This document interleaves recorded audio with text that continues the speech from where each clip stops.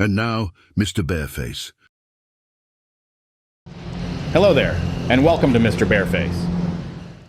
Let's talk Spaceballs 2, the teaser poster. Back in 2016, I worked for a printing company. My boss asked in a meeting if anyone could make something go viral. I stated that it all comes down to the right content at the right time. We weren't going to make folder and envelope printing go viral, which is what he wanted. He didn't seem to understand what I was talking about and brushed me off. Who is he? He's an asshole, sir.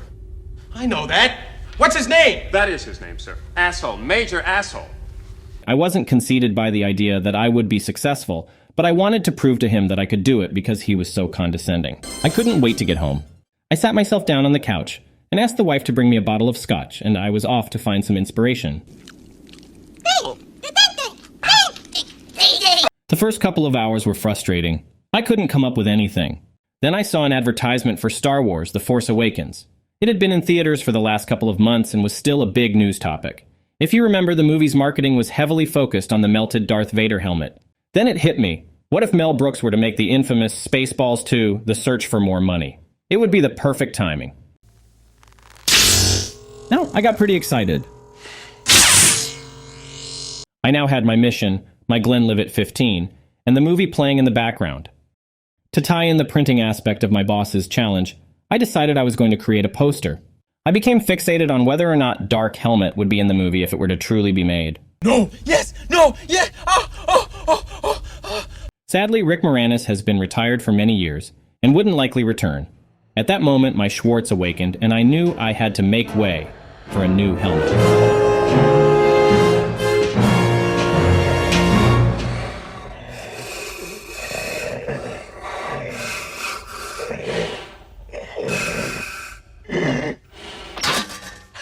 I can't breathe in this thing!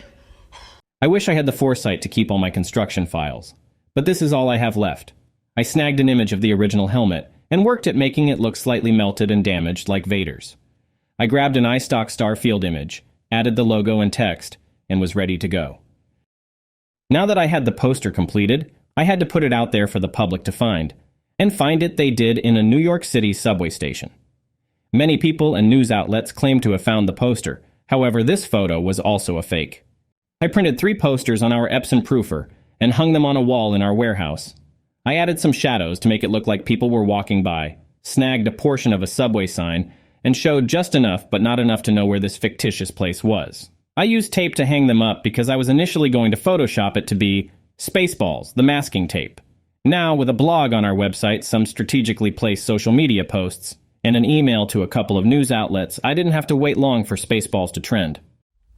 When will then be now? Soon. Hours later, the news broke on Jedi News, Yahoo, Local News, and even showed up on Google Trends. Mel Brooks was even stopped in the street by TMZ and asked about the poster. I wanted to ask you about Spaceballs 2 possibility. No. It's somewhere in the back of my head.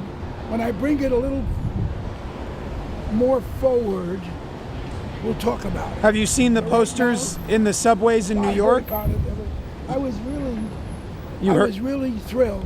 You heard about Yeah, the kids really are anticipating and expecting. So that was just a fan art thing. That wasn't. No, it wasn't us, but it was very encouraging. And you loved it. You loved it either way. I loved it. All right. Well, hopefully move forward. Thank you very much. Then the news shifted to how the posters were fake. I especially liked this quote from AV Club. A very creative, albeit kind of cruel person has apparently taken it upon themselves to get the world's hopes up for a prospective sequel to Mel Brooks's 1987 space opera spoof. Either way, I had the receipts to show my boss I did it. I made something break in the news for a brief bit of time. Not quite viral, but enough to make me happy. The next meeting I had with my boss, I pulled up Yahoo, where I knew the story was still on their homepage, and it was the only site I figured would hold any weight with him. He looked at me with a bit of jealousy and brushed me off yet again. He even asked, "How does this help the company?" I knew it. I'm surrounded by assholes. I didn't understand SEO at the time, or the idea that the traffic to our blog could be used to sell poster printing or anything else for that matter. Merchandising, where the real money from the movie is made. I was now salty about the whole experience, so I abandoned any company use of the traffic. I've lost the bleeps, I've lost the sweeps, and I've lost the creeps. I decided to instead relish in the idea that I had done something that resonated with people, and maybe they got some enjoyment from it. It was a good experience for me. It taught me to push forward with any passion I have. It truly doesn't matter if people like or understand your passion. You have to do it for yourself. I'm my own best friend. Well, I hope you enjoyed this story, and may the Schwartz be with you. And may the Schwartz be with you.